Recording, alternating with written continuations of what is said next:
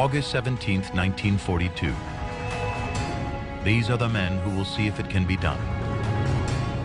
If they survive, the way war is fought will change forever.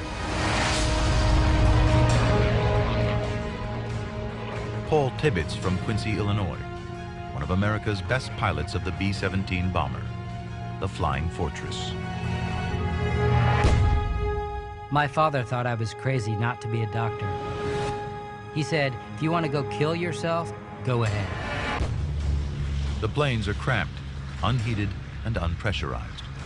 Crews suffer claustrophobia, altitude sickness, and frostbite. Of the 111 men on this mission, 31 will be dead or missing by the end of the war.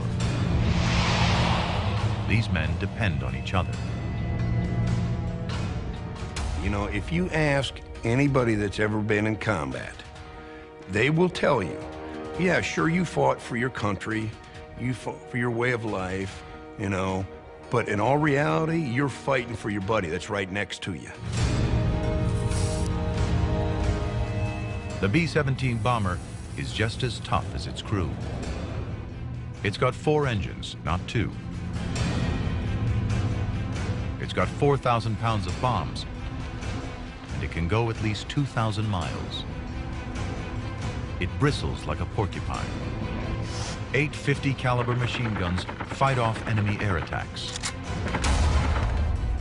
The B-17 bomber, it may not have been the greatest aircraft that was ever created, but it was tough, it was durable, and it found a way to keep going, which is pretty much like an American soldier.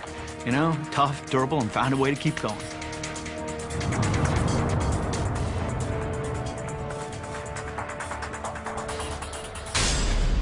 The planes climb. Oxygen keeps you alive above 10,000 feet. No oxygen, you could black out in 3 minutes and die in 20.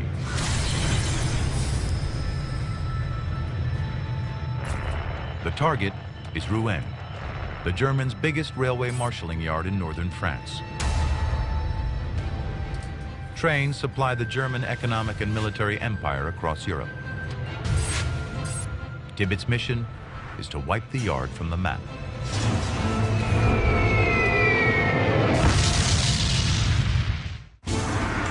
August 17th, 1942. Before today, the Allies had only bombed under the cover of night. But targets are hard to see.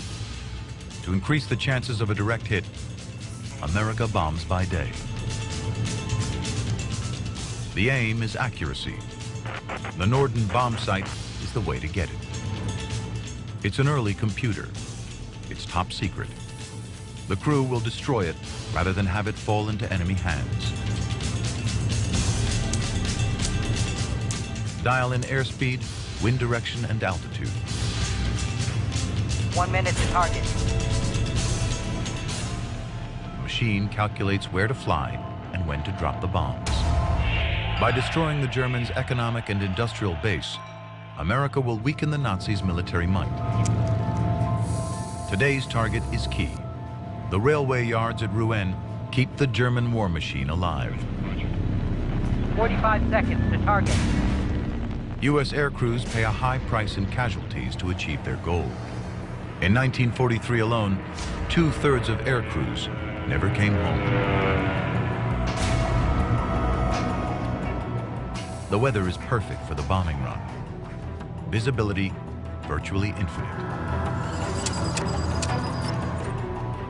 But at 23,000 feet, B-17s leave vapor trails, arrows in the sky, pointing right to the planes.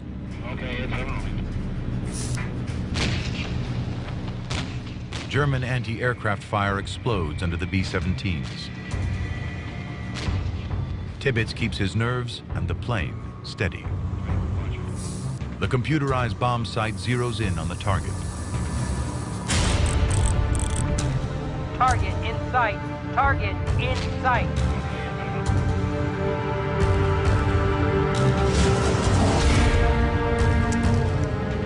The success of the mission all rests on this moment.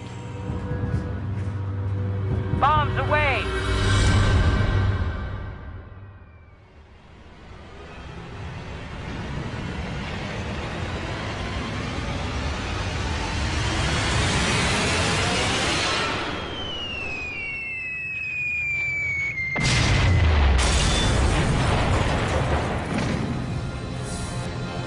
Success. 36,900 pounds of bombs hit the rail yard. 50% of the bombs fall in the target area. In 1942, that is precision bombing. A big improvement over nighttime attacks. This technology will ultimately lead to today's GPS-guided smart bombs. But now, the direct hit rate is up to 95%. Tibbets knows his mission is a success. We caught the Germans by surprise. They hadn't expected a daytime attack. But then shrapnel rips the air.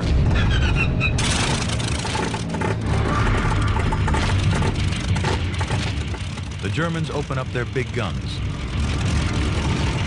88mm anti-aircraft shells explode around the plane. Tibbets goes into a steep climb, swinging away from the flak.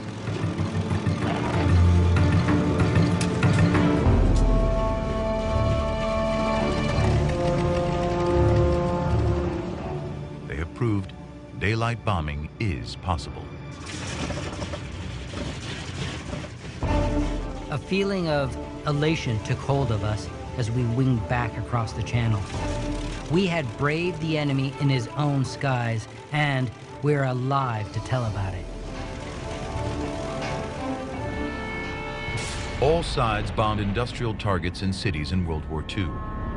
Targeting trade and industry means bombing in or near population centers. A grim fact of World War II that sees ordinary families killed in numbers undreamt of in earlier conflicts. Paul Tibbets will be famous for another bombing run, but it's 3 years away.